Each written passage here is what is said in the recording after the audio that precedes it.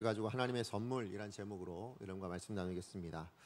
지난주에 우리는 스데반의 순교로 이제 예루살렘에 살던 모든 성도들이 이제 각각 곳곳으로 흩어졌지만 그곳에서 하나님 주신 사명의 자리인 줄 알고 복음을 증거했다라는 것을 말씀을 드렸고, 그 중에 한 사람인 빌립이 이제 사마리아로 들어가서 말씀을 증거했다라는 내용을 살펴보았습니다.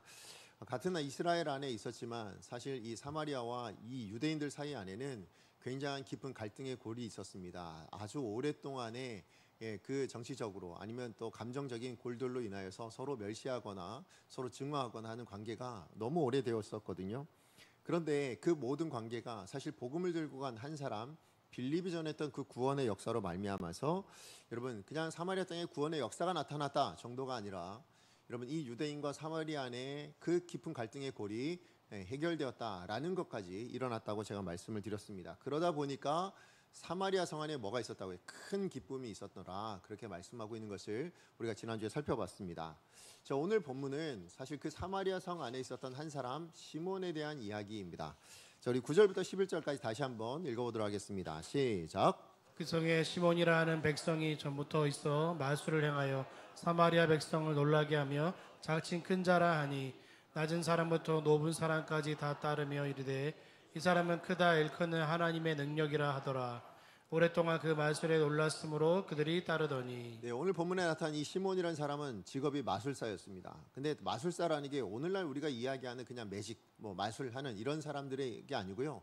그 당시 우리 고대 시대에는 마술사 이러면 지도자의 역할이 있었습니다. 뭔가 엄청난 능력을 가지고 있는 사람으로 인정해서 미래에 대한 불투명 때문에 사실 물어보고 아니면 그런 마술들을 통해서 뭔가 큰 일을 할 수 있는 사람이다라고 여겼기 때문에 당시에는 리더십의 역할을 했어요. 그러니까 오늘 본문에도 사실 이 시몬이라는 사람이 마술의 능력이 대단했던 것 같습니다. 그러니까 많은 사람들이 그 마술하는 능력을 보고 와, 본인 스스로도 내가 큰 자다라고 이야기하지만 사실 그 큰 자라고 이야기한다고 사람들이 인정하지 않으면 아무 상관없잖아요. 그런데 지금 이 사마리아 모든 사람들도 뭐냐면 그의 마술을 보고 와, 하나님의 큰 능력을 가진 사람이구나 라는 그런 생각을 가지고 이 시몬을 대하고 그래서 시몬을 믿고 따랐다, 그런 이야기를 해주고 있습니다. 자, 근데 그러던 어느 날 누가 나타난 겁니까? 이 빌립이라는 집사가 나타나서 복음을 증거하고, 복음만 증거한 게 아니죠. 그 복음을 증거하면서 하나님 주신 능력을 따라서 큰 권능과 큰 이적, 그래서 이적과 표적들을 행했다라고 이야기를 합니다. 자, 그러니까 이 복음을 듣는데 너무 그 사마리아 사람들이 듣기에 뭔가 다르다라는 느낌이 드는 겁니다. 뿐만 아니라 그가 행하는 표적과 기사를 바라보니까 이거는 보통 능력이 아닌 거예요. 그러니까 다 뭐한 거예요? 그 복음에, 사실 그 생명에, 그 능력에 다 어떻게 보면 순종하여서 다 믿게 되었고, 그래서 믿었을 뿐만 아니라 세례까지 받았다고. 나 이제 뒤돌아 옛날로 돌아가지 않겠습니다. 나 이제 거듭난 사람으로서의 그 표적인 사실 세례를 받았다라고 이야기를 하고 있습니다. 자, 그런데 이런 사마리아 사람들의 모습을 봤을 때 여러분 시몬의 입장에서는 얼마나 충격이었을까요? 그죠? 시몬 입장에서 모든 걸 다 빼앗긴, 어떻게 보면 이 빌립이라는 사람이 어떤 모습일까요? 자기의 라이벌쯤 이렇게 생각되지 않았을까? 와, 내가 그래도 이 사마리아 안에서는 내가 그래도 위치를 가지고 많은 사람들이 나를 쫓았는데 느닷없이 나타난 이 한 사람 때문에 모든 사마리아 사람들의 마음을 다 빼앗기고 뿐만 아니라 자기의 지위까지 흔들릴 위기에 처한 거게 됩니다. 자, 그러니까 이 시몬의 입장에서는 빌립이랑 한바탕 해서라도, 그죠? 한번 싸워서라도 다시 빼앗고 싶은, 다시 되찾고 싶은 아마 그런 마음이 있지 않았을까 싶은 생각을 해봅니다. 그런데 오늘 본문을 보면 이 시몬은 굉장히 의아한, 굉장히 다른 그런 반응을 보여주고 있는 것을 보게 됩니다. 뭡니까? 오히려 빌립이 전했던 그 복음을 본인이 믿습니다. 그리고는 그 믿음을 가지고 뭐합니까? 세례까지 받고, 더 나아가서는 다른 사람들이 그랬던 것처럼 빌립을 전심으로 따라다녔다라고 말씀하고 있는 것을 보게 되어집니다. 사실 여러분 한 지도자로서의 그렇게 한다라는 건 사실 쉽지 않습니다. 왜냐하면 남들이 나를 따라다니고 내가 얼마만 대단한 어떤 능력이 있고 지위가 있다고 생각했던 사람이, 여러분 다른 사람의 입장에서 마찬가지예요. 그랬던 사람이 빌립을 따라다니고 빌립을 쫓아다니면서 그가 행하는 일들을 바라보고 그저 그러고만 있다면 저 사람도 나랑 별거 없네, 나랑 별반 다르지 않네, 이런 이야기들을 듣지 않겠습니까? 자, 그러니까 자신 큰 자다라고 이야기하면서 참 많은 마술들로 사람을 따르게 했던 이 시몬의 입장에서 그 모든 것들을 버리고 그냥 빌립을 쫓는다라는 건 사실 쉬운 결정이 아니죠. 그럼에도 불구하고 이 시몬은 그렇게 빌립을 따라갔다라고 이야기를 합니다. 예, 맞아요. 복음 앞에 누가 이길 수 있겠습니까? 사실 그 생명의 말씀, 그 구원의 능력이 되는 그 복음 앞에 결국 시몬도 항복할 수밖에 없었다라는 것을 우리가 알 수 있습니다. 그러니까 이제 이 시몬의 말을 따라서 빌립의 말을 따라서 뭐예요? 시몬도 세례받기를 주저하지 않은 거죠. 더 이상 이제 과거로 돌아가지 않겠다라는 그런 마음의 결단을 내린 것 같습니다. 이렇듯 시몬의 믿음 생활도 뭡니까? 다른 여타 사람들과 다르지 않게 그렇게 시작했다라는 것을 보여주고 있습니다. 자, 그런데 그렇게 사마리아가 이 구원의 역사가 일어났습니다라는 소식이 어디에 들렸다고요? 예루살렘에 있던 그 사도들에게 들렸다라고 말씀합니다. 자, 그런데 그 사도들의 입장에서는 이게 굉장히 큰 충격이었습니다. 아니, 이방인보다 못하는 저 사람들이 구원을 받았다라는 게 말이 되는가? 아니, 정말로 하나님이 그 땅에 구원을 허락하셨다고? 라는 그런 충격을 받게 되었습니다. 그래서 누굴 보냅니까? 베드로와 요한을 이제 급파하게 됩니다.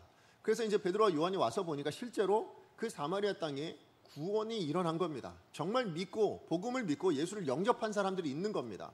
그런데 그 모습을 보고 그 사람들을 바라볼 또 한 번 충격을 받게 됩니다. 뭐에 대해서 충격을 받았냐면 아니 구원을 받았는데 성령의 임재가 없는 겁니다. 아니 구원을 받은 사람들이 어떻게 성령의 임재가 없지? 이 부분에 대한 의아함을 갖고 놀라게 됩니다. 그래서 뭐 하냐면 그래서 그 다음에 그들이 한 일은 그 성령을 받지 못한 사람들을 위해서 뭐 합니까? 기도를 합니다. 안수하여 기도를 하기 시작합니다. 그랬더니 어떤 일을 합니까? 성령이 임재하게 되어진 것입니다. 그래서 그 성령의 임재가 있었는데요. 그 성령의 임재가 그러면 몇몇 사람들만 본 거냐? 아니면 성령의 임재를 받은 사람만 경험하게 된 거냐? 그러지 않아요. 주변에 있던 많은 사람들도 그 성령의 임재 받는 사람들의 모습을 본 겁니다. 그러니까 뭐 했을까요? 와서 저도 위해서 기도해 주십시오. 저도 성령 받고 싶습니다. 아마 이러지 않았을까 싶은 생각입니다. 자, 그런데 그 중에 한 사람이 누구였습니까? 오늘 빌립을 따라다니던 시몬이었다라는 거예요. 근데 이 시몬도 그 모습을 보고 굉장히 충격을 받았던 것 같습니다. 어떤 의미에서 그러냐? 아니 내가 생각할 때는 저 빌립이 대단한 사람인 줄 알았다는 거죠. 와, 저 빌립이야말로 나랑은 차원이 다른 어떤 능력을 가진 사람으로 생각을 했던 것 같아요. 그러니까 빌립을 열심히 따라다녔는데 아니 빌립보다 더 대단한 사람이 나타난 거죠. 그게 누굽니까? 베드로와 요한인 거예요. 아니 빌립이 전한 복음 때문에 구원을 받는 사람들이 있는 건 맞는데 아니 이 베드로와 요한은 그 빌립도 하지 못한 성령의 임재를 기도만 하면 나타나게 만든다는 거죠. 기도만 하면 성령의 임재가 임하게 되어진다라는 거예요. 그러니까 이 시몬의 입장에서는 굉장히 충격이었던 것 같습니다. 그러면서 어떤 마음을 가지게 됐냐면 나도 성령을 받고 싶다가 아니라 뭐예요? 그 성령을 주고 싶은 사람, 그죠? 그 성령이 내가 기도하면 임하게 되었으면 좋겠다라는 생각을 하게 됩니다. 그래서 베드로와 요한에게 뭐라고 이야기하냐면 당장에 지갑을 열어서 뭐합니까? 돈을 내밀면서 저도 그렇게 될 수 있게 해주세요 라고 이야기를 했다라는 것이죠. 자, 그러니까 이 대단한 능력이라면 나도 뭐예요? 정말 이렇게 행함으로 사람들에게 인정받을 수 있지 않을까? 아마 이런 생각이었는데 무슨 생각이었는지 모릅니다. 다만 나도 그렇게 되고 싶다라는 생각 때문에 돈을 내밀었다라는 것이죠. 자, 그게 18절 19절 우리 같이 한번 읽어보도록 하겠습니다. 시작. 시몬이 사도들의 안수로 성령 받은 것을 보고 돈을 들여 이르되 이 권능을 내게도 주어 누구든지 내가 안수하는 사람은 성령을 받게 하여 주소서 하니. 근데 이 말을 들은 베드로가 그냥 그래? 라고 하고 그럴까? 이렇게 한 게 아니라 어떻게 했어요?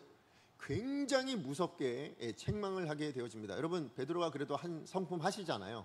그래서 엄청나게 무섭게 책망을 합니다. 그 내용이 20절에서 23절이에요.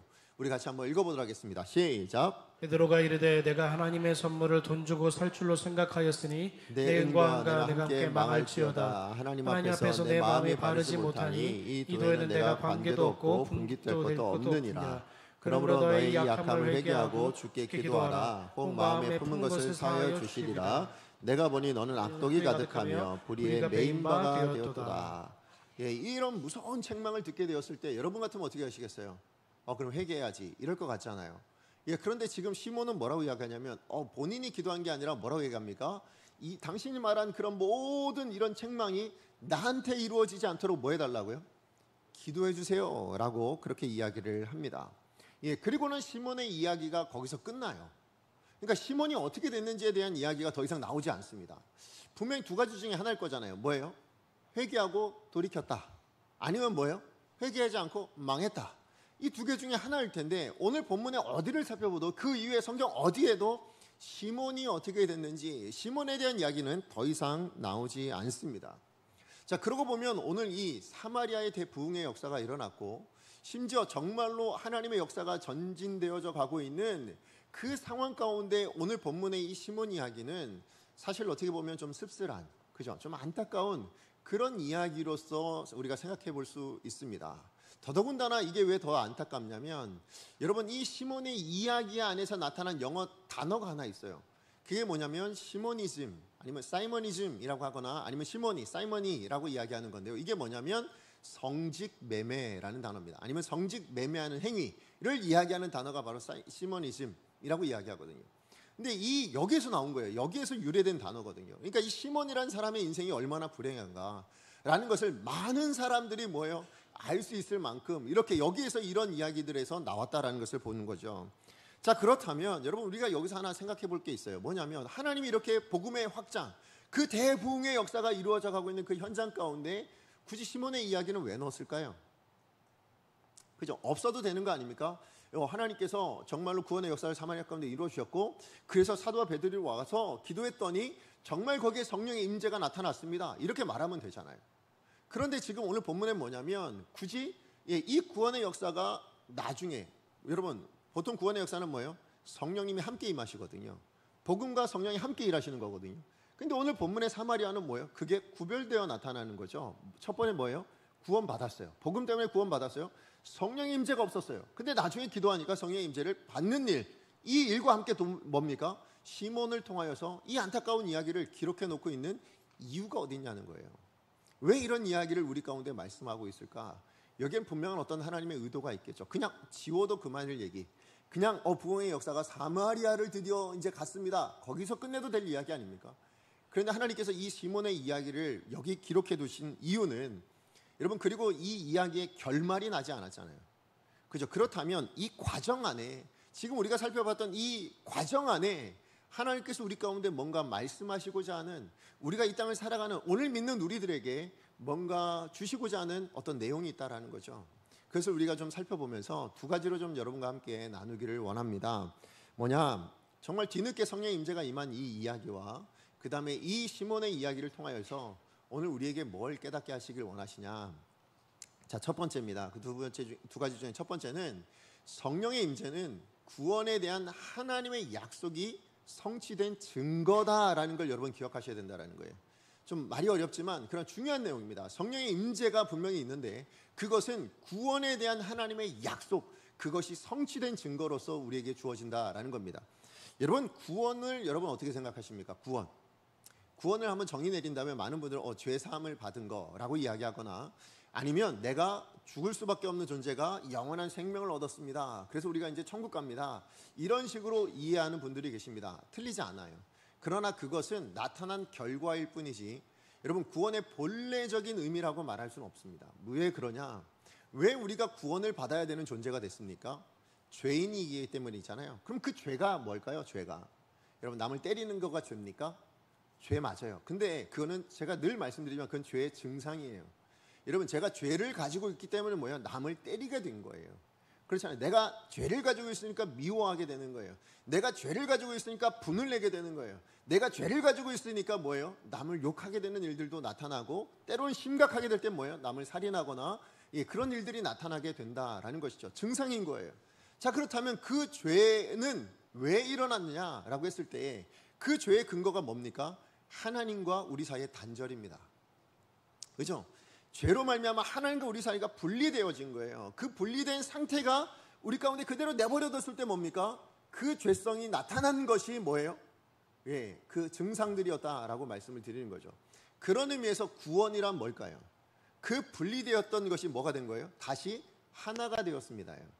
그죠? 구원이라는 것은 달리 얘기하면 하나님과의 관계가 끊어진 그것이 회복되어진 것을 구원이다라고 말할 수 있다는 거예요. 그 결과로 나타난 게 뭡니까? 우리의 죄사함이고 그 결과로 나타난 게 뭐예요? 그래서 우리가 영원한 생명을 다시 얻게 되어진 것을 말씀하고 있다라는 것이죠. 그런 의미에서 여러분 예수님께서 이 땅 가운데 오실 때에 하나님께서 그 이름을 뭐라고 하리라 말씀하셨어요? 임마누엘이라 말씀하셨습니다. 여러분 임마누엘의 뜻이 뭡니까? 하나님이 우리와 함께 계십니다예요. 여러분 그럼 그 이전에는 어땠다는 거예요? 함께 있지 않는 존재, 분리되어져 있는 존재, 단절되어져 있던 존재였다라는 것이죠. 그러나 예수님이 이 땅 가운데 오시면서 그 예수님이 하실 일이 뭐라는 거예요? 그 분리되어져 있는 하나님과 우리 사이를 다시 하나 되게 하시는 것, 그래서 하나님과 우리가 함께 있게 만드는 것, 그것이 이루어내는 그 구원을 이루어내실 분이 누구라고요? 예수님이시다라고 말씀하고 있다는 거예요. 그래서 하나님께서 예수님을 이 땅 가운데 보내셨다라는 것이죠. 그리고 그렇게 이루신 그 구원, 그 하나님이 우리와 함께 계십니다에 대한 증거가 뭘까요? 그게 성령의 임재라는 거예요. 성령 강림 사건이 왜 일어났느냐? 그 임마누엘의 하나님의 약속이 성취되었습니다에 대한 증거라는 거예요. 그래서 하나님이 우리와 함께 계십니다. 어떻게 해요? 이제는 성령이 내 안에 계심으로. 그래서 내가 어디 있든지 무엇을 하든지, 심지어 여러분 일상의 삶 가운데 여러분의 삶의 자리에서 혹여나 범죄하는 어떤 삶의 자리 가운데 있다 할지라도 뭡니까? 거기에 하나님은 계시다라는 거예요. 내가 언제 어느 때 어느 곳에 있든 뭡니까? 내 안에 계신 성령님이 내 안에 계시니까 하나님은 언제나 나와 함께 계신다. 이제 나를 떠나지 않으신다. 그걸 확증시켜 주시는 증거로서 주신 것이 무엇이라고요? 성령의 임재였다라는 것이죠. 그렇기 때문에 여러분 구원받았다라고 이야기할 때는 항상 뭡니까? 제가 말씀드리지만 이 죄사함과 이 성령의 역사는 늘 같이 이야기합니다. 예, 그건 어느 사도도 마찬가지고 여러분 어느 성경에도 마찬가지입니다. 여러분 사도행전 2장 38절에 39절 우리 같이 한번 읽어보도록 하겠습니다. 시작. 이스라엘아 이르되 너희가 회개하여 각각 예수 그리스도의 이름으로 세례를 받고 죄사함을 받으라.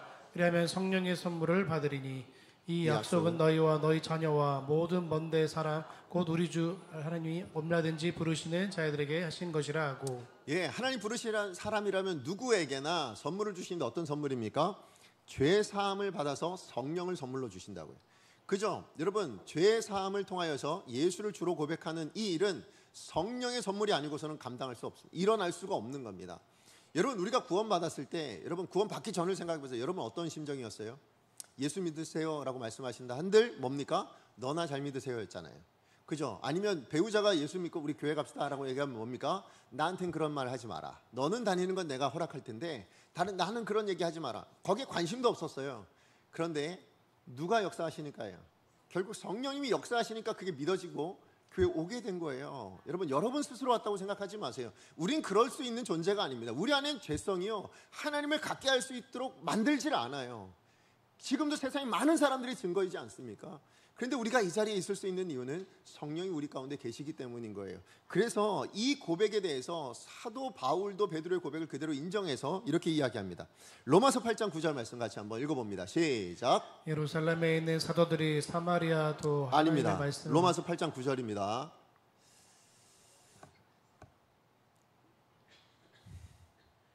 네, 같이 한번 읽어보도록 하겠습니다. 시작. 만일 너희 속에 하나님의 영이 거하시면 너희가 육신에 있지 아니하고 영에 있나니 누구든지 그리스도의 영이 없으면 하나님의 사람이 아니니라. 예, 그리스도의 영이 없으면 뭐라고요? 그리스도의 사람일 수가 없다는 거예요. 그죠? 성령이 우리 가운데 임재하지 않으면 우리는 구원받아 하나님의 사람이 될 수 없다는 거예요. 똑같은 이야기를 고린도전서 12장 3절 하반절에도 이야기합니다. 우리 같이 한번 읽어봅니다. 시작. 또 성령으로 아니고는 누구든지 예수를 주시라 할 수 없느니라. 예, 우리가 예수를 주로 고백할 수 있는 건 무엇 때문이라고요? 성령님이 역사하셨기 때문인 거예요. 예, 우리 힘과 능력으로는 예수를 주로 고백할 수 있는 인생이 없다라는 것을 분명히 이야기하고 있어요. 자, 그런데 여러분 희한한 게 뭐예요? 지금 아까 제가 말씀드렸지만 이 사도 베드로와 요한이 사마리아를 들어갔을 때 정말 놀라게 된 건 사마리아 사람들이 구원받았다도 있지만 그 구원의 모습이 어땠다고요? 아니 구원은 받았는데 어떻게 성령을 안 받을 수 있지? 이게 너무 놀라웠다는 거예요. 아니 분명히 구원받은 건 안 돼. 복음을 믿고 예수를 주라 고백하고 있단 말이죠. 그런데 아무리 봐도 성령의 임재는 나타난 것 같지 않은 거예요. 예, 그러니까 뭐 한 겁니까? 아, 내가 기도해야 되겠다라고 생각하고 기도했다라고 이야기합니다. 근데 사실 이 본문의 내용을 가지고요, 여러분 지금도 많은 신학자들 또 많은 교파 간에는 자기의 신앙이 옳다라고 이야기하는 이런 부딪힘들이 일어나고 있습니다. 왜냐하면 어떤 분은 이 본문의 내용이 원래 흔치 않은 이야기고 특별하게 하나님께서 무언가를 알려주시기 위해서 이렇게 하신 거다. 왜냐하면 일반적으로는 구원받았다라면 성령의 역사가 같이 하는 거니까 성령의 역사 없이는 분명히 안 된다고 이야기했는데 오늘 성령의 임재가 임하지 않고도 구원받은 이 일이 일어난 것은 특별한 어떤 일의 목적을 가지고 하신 일이다라고 생각하는 파가 있는가 하면 아니다. 구원 먼저 받고 예수 먼저 믿고 그 다음에 하나님이 따로 주시는 게 성령이다. 뭐 이런 식으로 이제 막 그 얘기하는 부분들이 계세요. 그게 일반적인 구원의 순서다. 이렇게 이야기하시는 곳이 있습니다. 그런데 그러면 우리는, 저는 뭘 믿을까요? 저는 전반에 말씀드렸던 걸 믿습니다. 왜냐하면 앞서 제가 말씀드렸던 이 말씀이 하나님의 말씀이라면 오늘 본문 이것은 특별히 이번 여기에서만 나타난 일이거든요. 자, 그러니까 여러분 오늘 본문에 있는 이 내용은 뭔가를 알려주시기 위해서 특별히 하나님께서 이렇게 조치를 취해 놓으신 것이다 라고 생각이 될 수밖에 없는 거예요. 자, 그럼 무슨 얘기를, 누구에게, 무엇 때문에 그러면 이렇게 행하셨는가? 무엇 때문일까요? 아까 제가 말씀드렸지만 지금 베드로와 요한 그리고 예루살렘에 있는 성도들의 입장에서 그들이 가지고 있는 편견이 뭡니까? 구원은 유대인들에게만, 선택받은 하나님의 사람들에게만이라고, 선민들에게만이라는 생각이 있었어요. 그래서 예수 믿고 구원받는 것 또한 뭐라고요? 예루살렘과 유대 정도라고 생각을 했단 말이에요. 자, 그런데 사마리아가 구원받았다는 소식이 뭐예요? 너무 놀란 거예요. 그래서 14절 말씀에 뭐라고 돼 있었으면 우리 14절 다시 한번 읽어볼까요? 14절 시작. 너희들이 사마리아도 하나님의 말씀을 받았다함을 듣고 베드로와 요한을 보내매. 지금 저들의 생각에는 유대, 지금 예루살렘 여기만 생각했단 말이에요. 그런데 뭐라고요? 사마리아도? 인 거예요. 놀란 거예요. 사마리아도? 아니 저 사람 같지도 않은, 우리가 정말 멸시하고 정말 증오했던 바로 저 사람들도 구원받았다라는 게 말이 되는가 싶은 생각이 있었다라는 것이죠. 그래서 그런 편견을 깨트리게 하시기 위해서 하신 일이 뭐예요? 바로 이 역사를 하나님께서 보여주셨다는 거예요. 무슨 얘기냐면, 자, 이 구원의 역사는 결국 누가 하신 거냐? 사람이 되어진 일이 아니라 하나님이 하신 일이다. 그죠? 하나님이 내가 이 사마리아 사람에게도 뭐 한다고요? 구원의 역사를, 하나님과 이 임마누엘의 역사가 있기를 원한다라는 것을 보여주는 확실한 증거를 드러내시기 위해서 뭐 한 거예요? 이 성령의 임재를 따로 구분해 두신 거예요. 그래서 뭐 하냐? 복음이 증거되어졌습니다. 자, 복음 증거되어졌는데 아직 성령의 임재가 없어요. 그러나 하나님이 이 베드로와 요한이 여기 왔을 때, 기도했을 때 뭐 하세요? 성령의 임재가 드러나도록 하신 거예요. 그래서 베드로와 요한의 생각에 뭐가 된 겁니까? 하나님이 여기에 구원이 있도록 확증하신 게 맞구나를 본 거예요. 하나님이 이 사람들에게도 임마누엘, 그 역사를, 이 구원의 역사를 이 사마리아 땅에도 분명하게 이루신 것 맞네를 확인시켜 주신 거예요. 그렇잖아요. 성령의 임재가 있는 것을 통해서 뭐합니까? 맞구나를 확인할 수 있는 거죠. 그래서 사마리아 땅에 구원이 임한 것은 확실합니다라는 확증을 가지고 어떻게 한 거예요? 돌아갈 수 있게 된 거예요. 맞아요. 여러분, 분명히 성령의 임재는 하나님이 내가 너희와 함께 하겠다는 그 증거로서 허락하신 일인 것을 여러분 믿으시기 바랍니다. 그러므로 이것은 누가 하신 일이에요? 하나님이 하신 일, 구원은 하나님이 하신 일입니다. 성령의 임재는 반드시 하나님의 역사하심입니다. 베드로와 요한이 기도했다고 되어진 일이 아니라 뭐예요?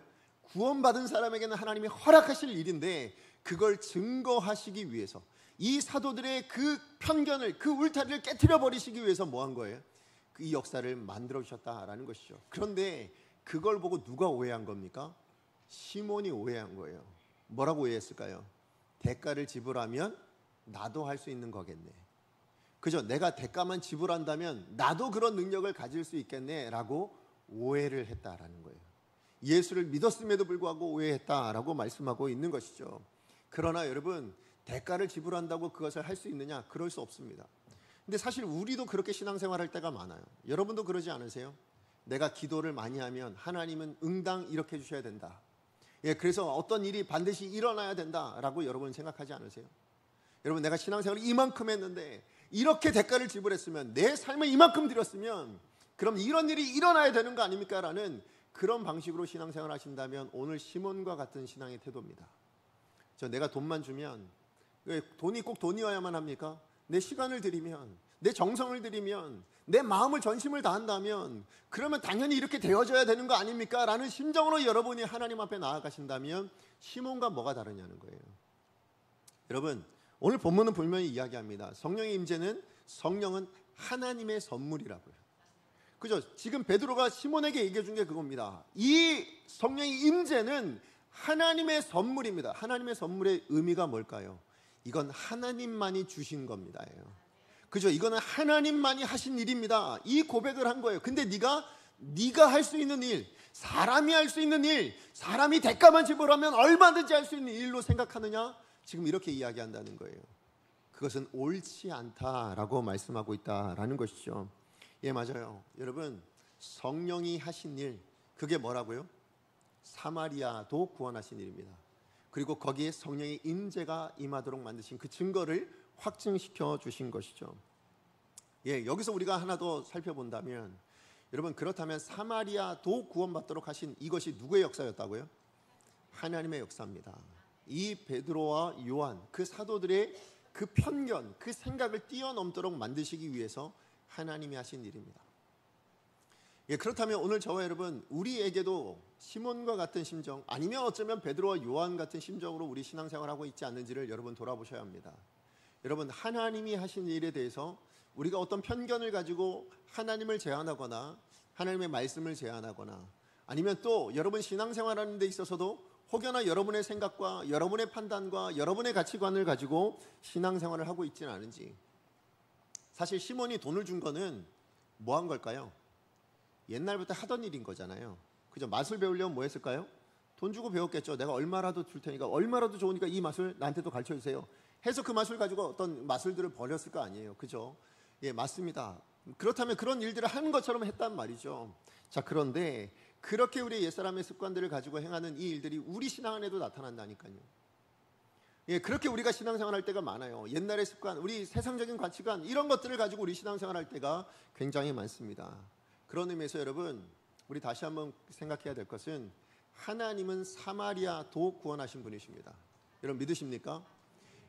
그렇기 때문에 우리가 이 자리에 있는 겁니다. 만약에 사마리아도 구원하지 않으셨다면, 그냥 오로지 누구만 구원하시기로 했다면 우리가 이 자리에 있을까요?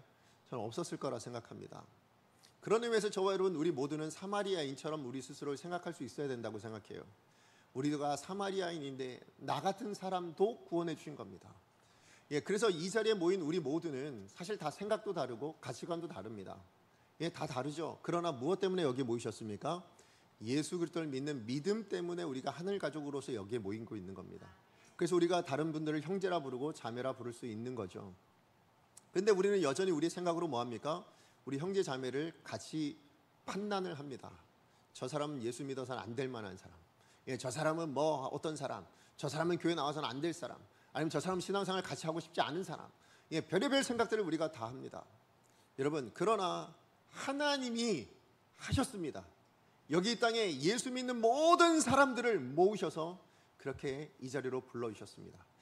그랬을 때 우리 안에 어떤 마음이 드셔야 되냐면, 야, 하나님의 품이 참 넉넉하다라는 생각이 들지 않으세요? 저는 저 자신을 볼 때 하나님의 사랑이 얼마나 큰가라는 생각을 종종 해봅니다. 나 같은 사람도 하나님께서 구원하셔서 하나님의 자녀로 삼으셔서 하나님의 일을 감당하게 하신다고?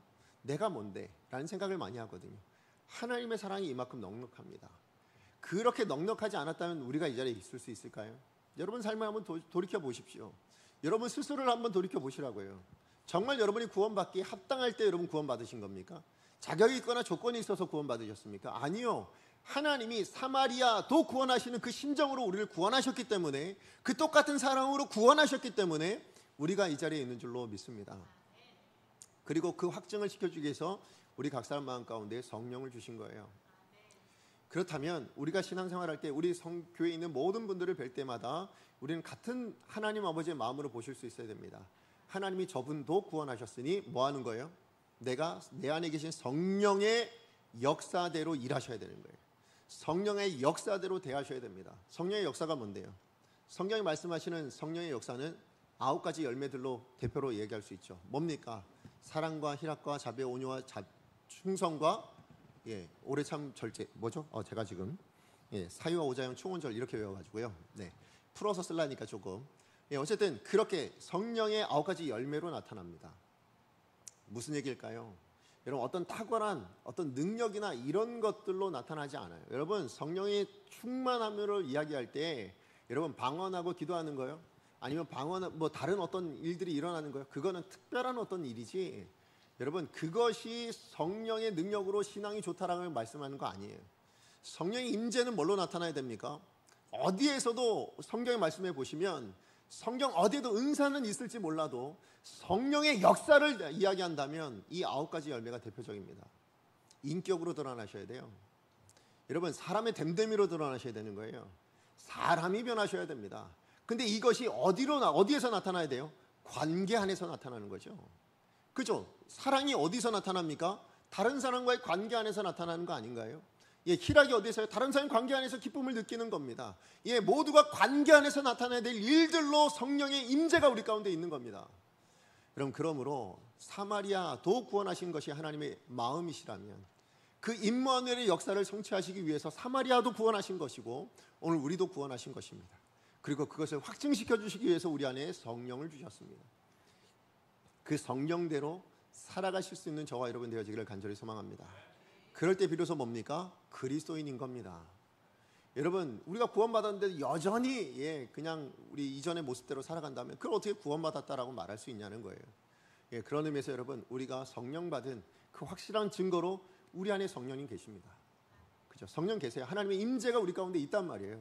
그러면 그 성령의 열매를 맺을 수 있는 저와 여러분 되어지기를 간절히 소망합니다.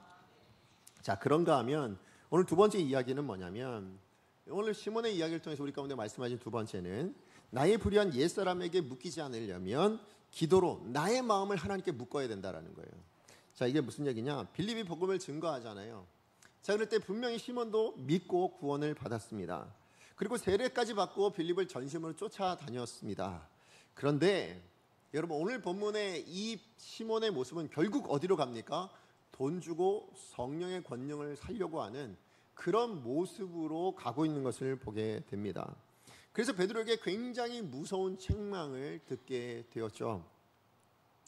자, 그런데 아까도 제가 말씀드렸지만 시몬이 이렇게 했던 이유는 뭐라고요? 과거에 늘 그렇게 해왔던 일인 거예요. 그죠? 과거에 뭐라고 했습니까? 내가 어떤 마술을 보는데 어떤 사람이 마술을 너무 잘하는 거예요. 그럼 뭐예요? 돈을 주고 내가 얼마라도 좋으니까 자, 그 비법을 알려주십시오. 그럼 나도 그걸 배워서 뭐 하는 겁니까? 사마리아에 와서 그 비법대로 뭐 하는 거예요? 마술을 하는 거예요. 그렇게 살아왔던 사람인 거예요. 자, 그러니까 이전에 해왔던 그대로 고스란히 하고 있는 게 뭡니까? 지금 베드로와 요한에게 돈을 내밀었던 일인 거예요. 그렇죠?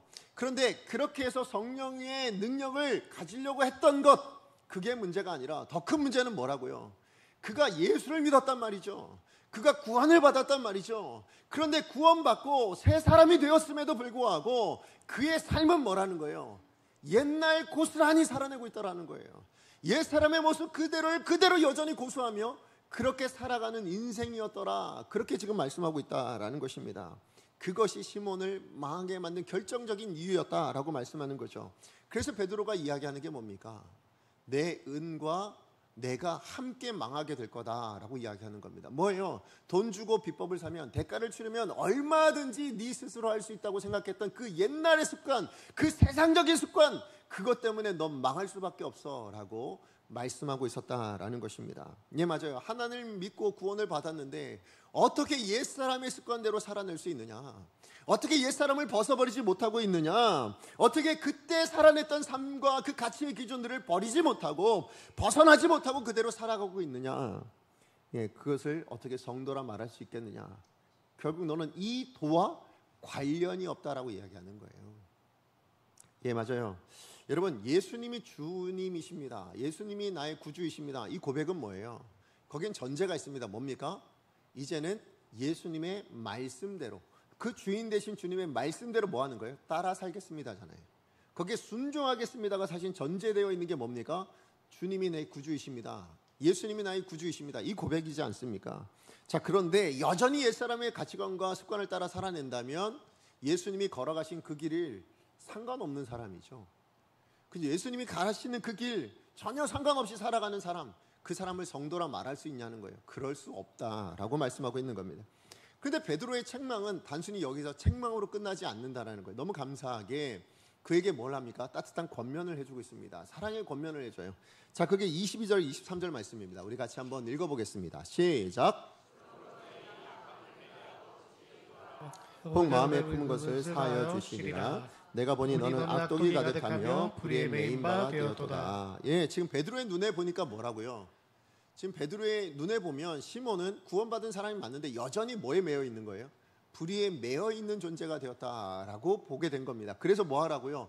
회개하고 주께 기도하라 라고 이야기합니다. 그러면서 나온 그 다음에 혹 뭐라고 얘기했습니까? 마음에 품은 것을 사하여 주시리라.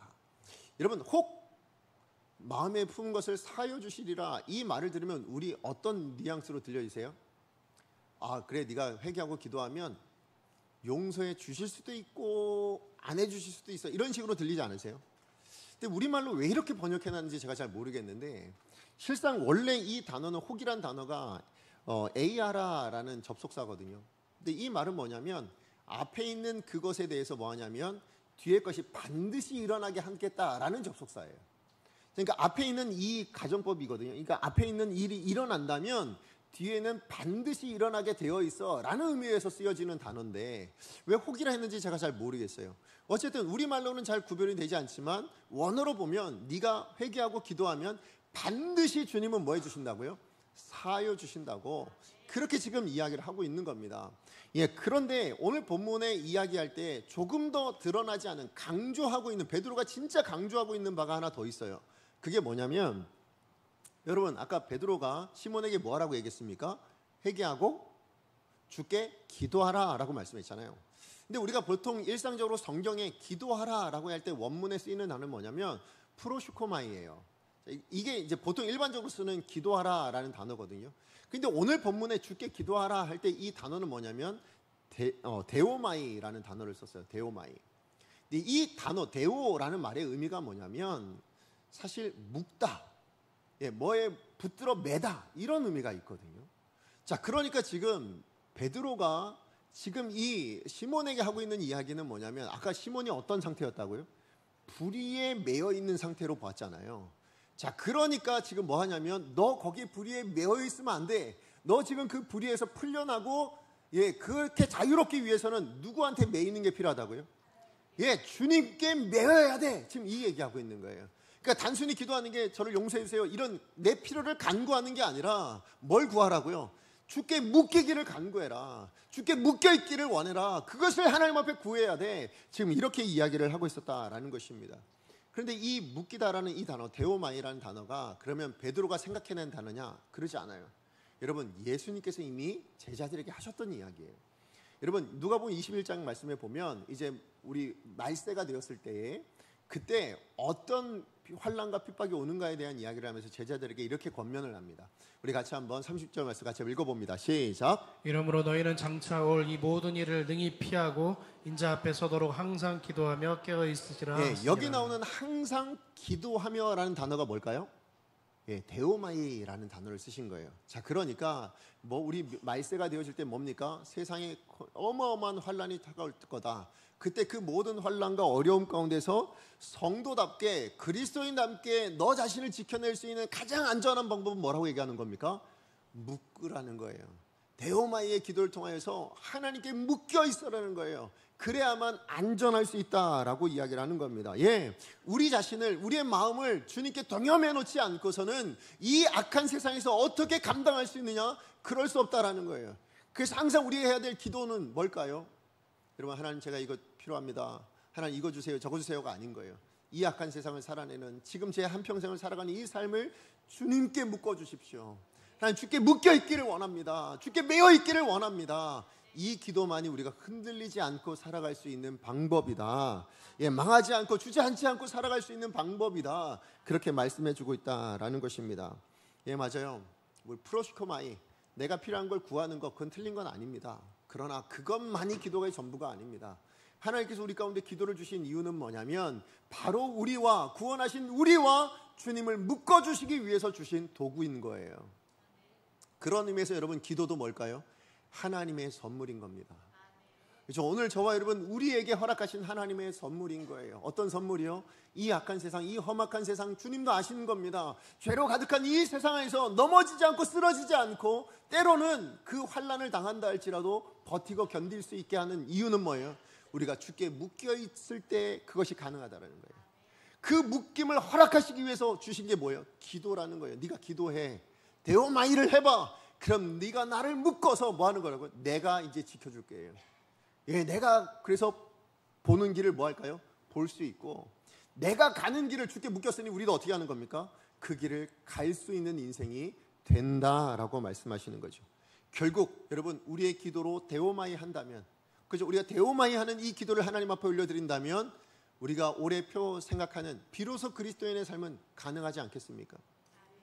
예, 우리가 정말로 이런 삶을 살아갈 수 있는 거예요. 그러니까 베드로가 시몬에게 뭐라고 얘기하는 겁니까?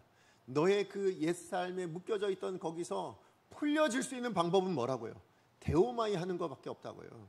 주께 너를 묶어놓지 않고서는 여기서 풀어질 방법이 없다라는 거예요. 여러분, 우리가 주께 묶이지 않으면 그럼 자유롭게 이 죄도 안 묶이고 난 여기도 안 묶이고 자유롭게 살아갈 수 있어, 그럴까요? 그런 인생 없습니다. 여러분, 주님께 묶이지 않으면 누구한테 묶여 있는 거예요? 불의에 묶여져 있는 거예요. 죄에 묶여져 있는 인생인 거예요. 그걸 아시기 때문에 뭐 하는 겁니까? 이 기도를 통하여서 뭐 하라고요? 믿는 너희들은 주께 묶인 인생을 살아가라고. 그렇게 살아갈 수 있도록 주신 도구가 뭐라고요? 그게 기도라는 거예요. 데오마이. 그걸 우리 가운데 허락하셨다라는 것입니다. 그런데 너무 안타깝게도 오늘 본문에 이 베드로의 권면에 대해서 시몬이 뭐라고 반응합니까? 예, 알겠습니다 하고 본인이 데오마이 기도를 하나님 앞에 올려드린 것이 아니라 뭐라고 얘기합니까? 당신이 이런 벌이 임하지 않도록 나 대신 기도해 주세요, 이렇게 이야기를 합니다. 사실 여러분, 이 반응이 나쁜 건 아니죠. 와서 기도해 주세요. 정말 사도에게 와서 기도 한번 받는다면 얼마나 좋겠어요, 그죠? 그런데 여러분, 한번 생각해 보세요. 베드로가 기도한다고 시몬이 주께 묶일까요? 저는 그렇지 않다고 생각합니다. 한번 생각해 보세요. 여러분의 자녀를 정말 억지로 끌고 와서 밥상 안에 앉혀놨어요. 그러면 그 아이가 스스로 밥을 먹지 않는 한 밥을 먹겠습니까? 그런 일은 일어나지 않습니다. 여러분, 반려동물 키우시잖아요. 여러분, 끌고 와가지고 물 앞에 갖다 놨어요. 그 물을 마실 수 있겠습니까? 그런 일은 일어나지 않습니다. 누가 해야 됩니까? 예, 걔가 먹어야 돼요. 예, 걔가 물을 먹을 수 있어야 돼요. 그래야 먹는 거죠. 맞아요. 여러분, 분명히 베드로는 그 안타까운 마음에 제시를 했습니다. 예, 그렇다면 누가 해야 되는 일이에요? 그 데오마이의 기도를 올려드려야 되는 건 시몬의 몫이었단 말이죠. 근데 그걸 감당하지 않습니다. 그랬더니 뭐예요? 그 이후에 시몬이 어떻게 됐는지는 나오지 않아요. 그죠? 저는 왜 그랬을까? 바로 이것 때문이라는 생각이 드는 거예요. 본인이 기도해야 되는데 기도하지 않는 인생이었다. 즉, 본인이 스스로 주께 묶여야 되는데 그 묶이는 기도를 하나님 앞에 올려드리지 않았다라는 것이죠. 여러분, 이 말씀 앞에서 우리 자신을 한번 돌아봐야 되지 않겠는가 생각이 듭니다. 우리 벌써 올해도 6월이 지나고 7월이 이제 중반이 오고 있잖아요. 여러분, 지난 6개월 동안 어떻게 지내셨습니까? 혹시 여러분 시몬처럼 여전히 옛날 모습 그대로, 옛사람의 모습 그대로 살아왔던 그런 6개월은 아니셨는지, 아니면 정말로 교회 안에서는 그래도 그리스도인이라고 이야기하고 우리 훈련받을 때는 정말 누구보다도 열심히 살 것처럼 결단하지만 우리 일상생활로 돌아가면 그냥 옛사람의 모습 그대로, 옛사람의 가치관 그대로 살아내고 있는 저와 여러분 우리들의 모습은 아닌지 돌아보셔야 될 줄로 믿습니다. 그러면서 여러분 생각하실 게 뭘까요? 지난 6개월이야 우리가 시몬처럼 살았다면 다가오는 6개월도 우리가 시몬처럼 살아야 될까요? 그럴 수 없는 거죠. 예, 분명히 오늘 주님께서 말씀하십니다. 다가오는 6개월은 시몬처럼 살지 말라고. 오늘 베드로의 이 고백을 통해서 우리 가운데 이야기하시는 겁니다. 예, 그 불의에서 매여 살아가지 말고 뭐 하라고요? 주께 기도하라고요. 예, 주님께 데오마이 함으로 주께 묶인 인생으로 그 삶을 6개월을 살아내라고 우리 가운데 주신 말씀인 줄로 믿습니다. 그러므로 오늘 우리가 드려야 될 기도는 뭘까요? 하나님, 내 안에 성령님 계시는데 하나님, 이 성령의 선물과 또 오늘 주신 이 기도의 선물을 통해서 뭡니까? 제 삶이 주께 묶여져 있는 인생 되게 해주세요. 그리고 그 성령님이 드러낼 수 있는 그런 나의 삶, 그래서 비로소 그리스도인의 삶을 이 남은 6개월 안에는 살아낼 수 있게 하여 주시옵소서. 이게 우리가 하나님 앞에 드려야 될 기도인 줄로 믿습니다.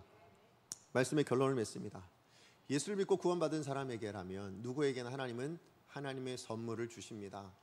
그 선물을 이미 받은 것이 뭐예요? 우리는 하나님의 성령인 거예요. 그래서 우리는 성령의 사람으로 살아가야 될 책임이 있습니다. 예, 나를 통해서 누가 드러나야 됩니까? 성령님이 나타나야 될 줄로 믿습니다. 성령님이 어떻게 나타나는데요? 예, 열매로 드러내십시오. 내 안에 성령이 계십니다가 뭘로 드러나겠습니까? 여러분의 인격으로 나타나야 될 줄로 믿습니다. 그런가 하면 또 하나, 이 험한 세상에 우리가 어떻게 하면 넘어지지 않고 주의 길을 따라갈 수 있겠는가? 하나님의 사람으로 온전히 살아갈 수 있겠는가? 하나님 주신 선물을 사용하십시오. 기도입니다. 그 기도로 우리를 주께 붙들어 매신다면 그 삶의 어떤 순간에도 버티고 이기실 수 있을 뿐만 아니라 주님이 걸어가신 그 길, 그 도, 거기에 이제 관계없는 인생이 아니라 시몬에게 베드로가 책망했던 것처럼 너는 이 도와 관계없는 존재다가 아니라 너는 이 도에 순순히 쫓아가고 있는, 순종하고 따라가고 있는 예수님의 사람이다 라는 이야기를 듣게 되실 줄로 믿습니다. 그렇게 우리를 주께 붙들어 맬 수 있도록 오늘 이 시간에 우리가 데오마이 해야 되지 않을까요? 오늘 시간에 말씀 기억하면서 함께 찬양한 이후에 함께 기도하기를 원합니다. 우리 데오마이의 기도를 하나님 앞에 올려드리기를 원합니다. 우리가 찬양할 때요, 오늘 부를 찬양은 오직 예수뿐이네 라는 찬양입니다. 오늘 이 찬양의 고백이 우리 말씀을 듣는 우리의 신앙 고백이길 원하며 함께 가사 생각하면서 찬양합니다.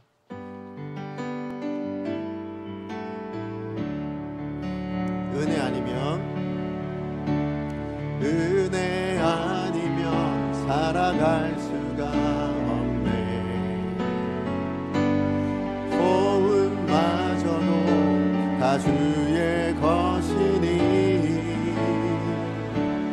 참된 평안과 위로 내게 없어도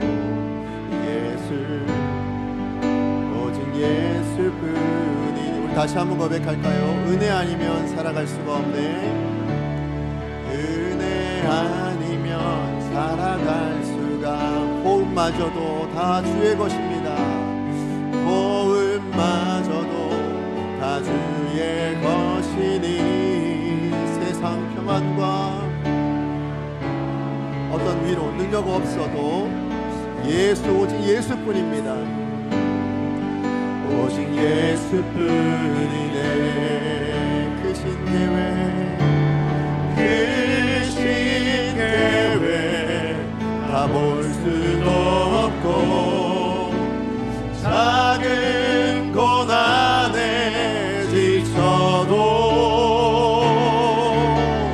주께 묶인 나의 모든 삶 버티고 견디게 하시네. 다시 한번 고백합니다. 크신 계획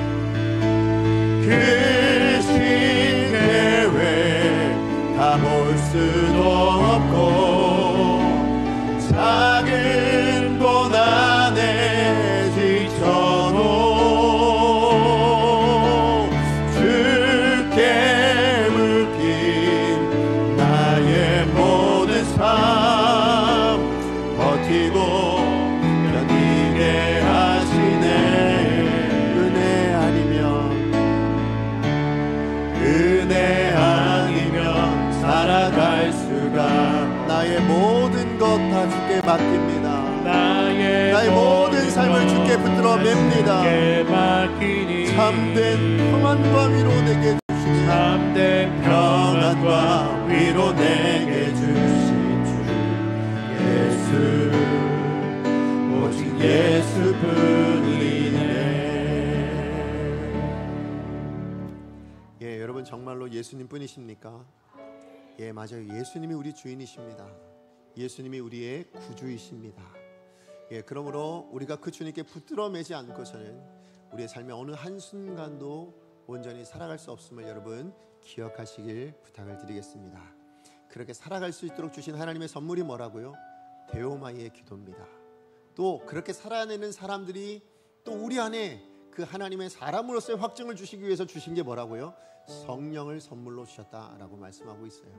여러분, 그러므로 우리가 드러내야 될 것은 내가 아니어야 합니다. 여러분의 감정, 여러분의 생각, 여러분의 모습이 아니라 나를 통하여 성령님이 드러나도록 하셔야죠. 성령의 역사가, 성령의 능력이, 성령이 보여주신 그 9가지 열매에 우리의 인품이 드러나기를 간절히 소망합니다. 여러분이 하나님의 사람이십니까?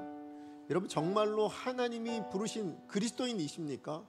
그렇다면 우리 안에 주신 이 선물이 역사해야 되지 않겠습니까? 우리 시간에 기도할 때 하나님 주신 이 선물 붙들고 살아가겠습니다.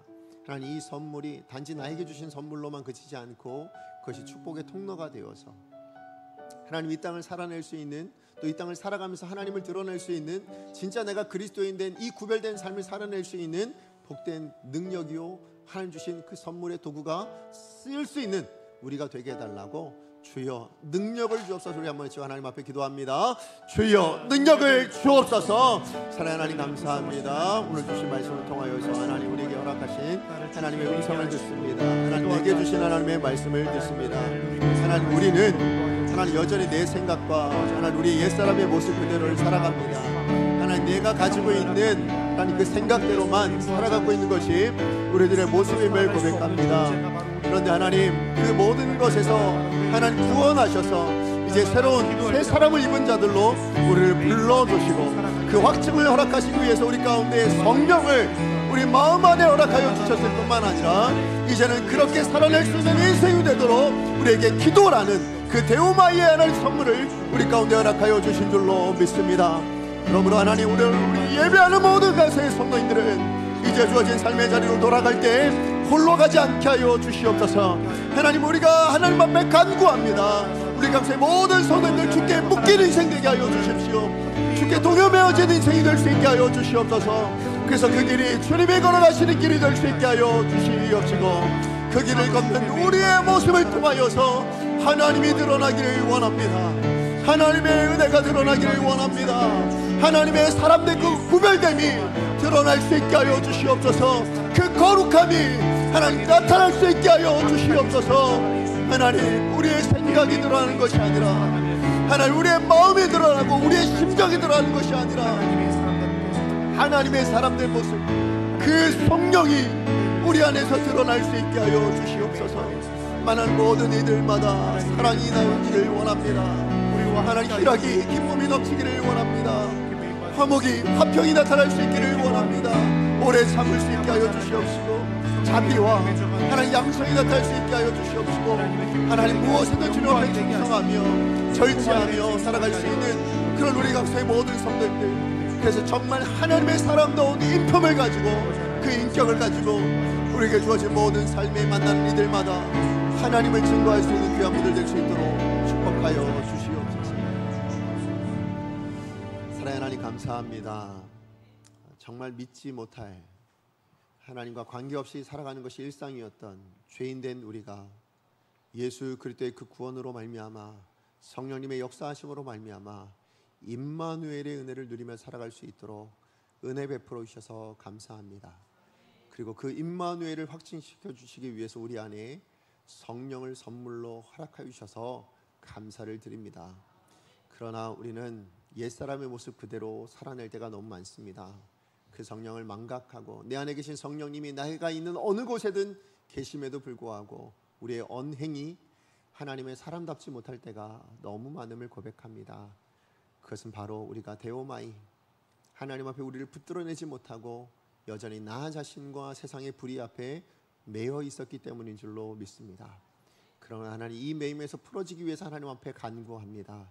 하나님 주신 또 다른 선물, 기도를 붙들고 하나님 앞에 간구하오니, 주여, 기도한 우리 모든 성도님들 한 분 한 분 이제 주께 동여매어진, 주께 묶여져 있는 복된 인생 되게 하여 주시옵소서.